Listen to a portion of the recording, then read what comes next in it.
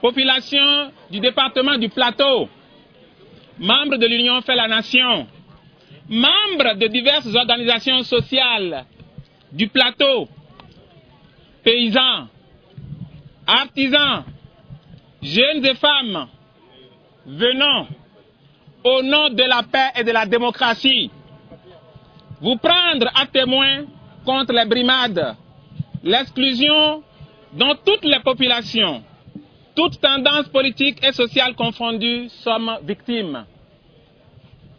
En effet, nous sommes engagés aux côtés de nos leaders et acteurs politiques pour respecter la République et pour servir la République. Nous sommes conscients que notre pays, notre cher Bénin, dispose d'une ressource chère, une ressource inestimable, la démocratie dans la paix. Mais que constatons-nous? Depuis mai 2009, le Parlement béninois a doté notre pays d'une loi, la loi 2009-10 du 13 mai 2009, organisant le recensement électoral national approfondi RENA et l'établissement de la liste électorale permanente informatisée l'EPI. Cette loi charge un organe technique indépendant, la MIRENA, d'élaborer le RENA et d'établir la LEPI. La CPS, quant à elle, est chargée de superviser le travail que fait la MIRENA. Mais très tôt, le gouvernement du Bénin a profondément infiltré ces deux organes qui ont tronqué leur indépendance au profit des multiples allées et venues au palais de la présidence de la République.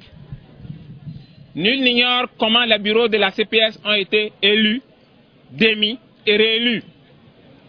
Nous ne revenons pas sur la sélection partisane des membres de la MIRENA, mais les violations répétées de la loi, la précipitation et les impréparation de plus en plus répétées ont amené l'Union fait la Nation à organiser le 17 novembre 2009 une conférence de presse afin de prendre l'opinion nationale et internationale à témoin contre le drame que la CPS et la MIRENA préparaient contre le Bénin. C'est seulement le 9 mars 2010 que le gouvernement du changement, ayant pris la mesure de l'échec qui se prépare, a convoqué la classe politique et les acteurs sociaux au palais de la présidence de la République. Cette rencontre de concertation a débouché sur la mise sur pied d'un groupe de travail auquel a pris part l'Union fait la Nation. Les conclusions des travaux du groupe de travail ont confirmé tous les griefs que l'Union faisait contre la marche forcée vers une LEPI non transparente et d'exclusion que mettaient en place les inféodés au palais de la République. C'est pour noyer les conclusions du rapport que le président de la République, le docteur Yahi Boni, a décidé de l'opérationnalisation des conclusions du rapport du groupe de travail. En effet, le groupe a déposé le plan d'opérationnalisation des conclusions de son rapport, qui a été purement et simplement classé sans suite par le superviseur général de la CPS, le député Nassirou Bako Arifari. C'est dans ces conditions que la deuxième phase, qu'est le recensement porte-à-porte, a commencé et s'est effectué sans aucun acteur de l'Union fait la Nation. C'est aussi dans ces conditions que le 12 septembre dernier, l'Union fait la Nation a enfin reçu un papier appelé chronogramme indiquant que la troisième phase, l'enrôlement des pétitionnaires débuterait le 18 septembre pour finir le 24 septembre 2010. Monsieur le maire, vous savez les ravages que les pluies ont fait dans les départements du Plateau. Vous savez que cette période correspond chez nous, nous autres qui vivons des produits agricoles, à la petite saison des pluies et donc aux travaux champêtres. Vous savez très bien, monsieur le maire, que la CPS, en choisissant cette période des travaux champêtres, voudrait saboter l'enregistrement chez nous, car les paysans seront au champ et ne pourront pas venir se faire enregistrer. C'est certainement pourquoi sa sensibilisation portait essentiellement sur le volontariat. Ce faisant, il préparait l'opinion à rejeter le tort sur la population qui n'aurait pas pu se faire enrôler. C'est donc un complot contre la population. La population paysanne de toutes les communes du département du Plateau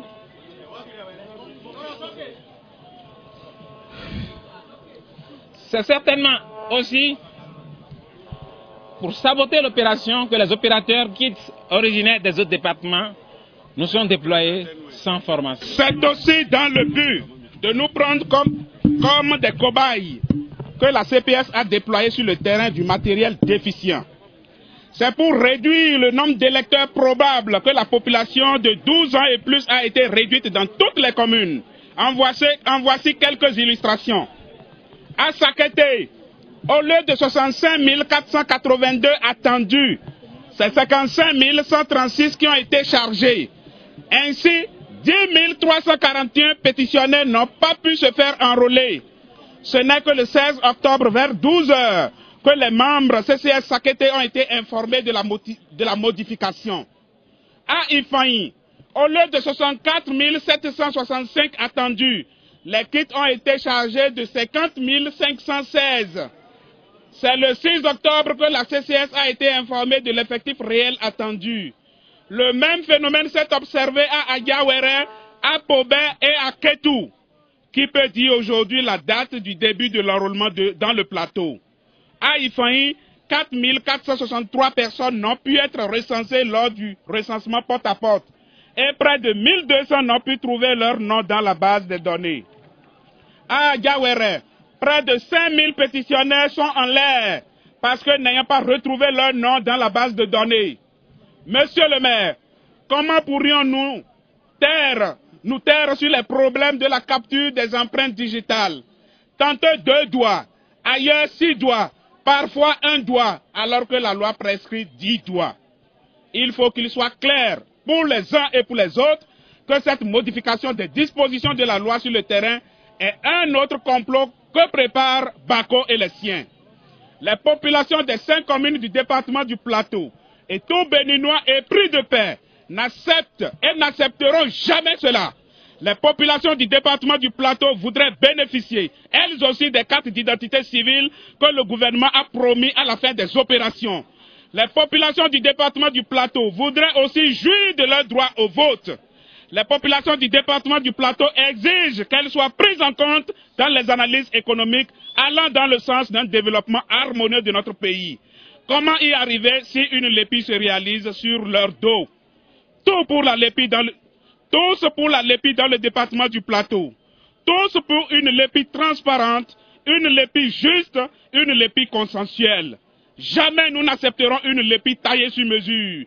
Vive la démocratie pour que vive le Bénin. Je vous remercie. Population du département du Plateau. J'ai suivi avec un grand intérêt la motion que votre porte-parole vient de lire. 3 choses ont retenu mon attention. Et je voudrais être sûr que ces choses-là sont bien ce que contient la motion que vous venez de me remettre. La première chose que j'ai retenue de cette motion, c'est que vous êtes pour la réalisation de la LEPI, car pour vous, la LEPI est un outil de travail précieux. La LEPI est un instrument utile à vos communes dans le cadre de l'élaboration et de la mise en œuvre de leur plan de développement. C'est bien ça? Oui. J'ai retenu également dans votre motion que la 3e phase de réalisation de la LEPI, qui vient de prendre fin dans notre département, le département du Plateau, comporte de nombreuses et graves irrégularités conceptuelles, techniques et de mise en œuvre qui compromettront ou qui compromettent déjà la fiabilité et la crédibilité de l'opération d'enregistrement. C'est ça ou ce n'est pas ça? J'ai retenu enfin dans votre motion que vous voulez d'une LEPI transparente, que vous voulez d'une LEPI exempte d'exclusion parce que incomplète et tronquée. C'est bien ça? Eh bien, population du plateau, si ce sont là vos revendications, je puis vous assurer, en ma qualité d'autorité locale qui vous reçoit ce jour, que je me ferai le devoir de transmettre fidèlement et diligemment vos revendications acquis de droit. Voilà ce que je puis vous dire ce matin, en me réjouissant de ce que la marche que vous venez d'organiser, comme les organisateurs me l'ont promis, s'est déroulée dans le calme, dans la paix. Je vous remercie. Vive la démocratie!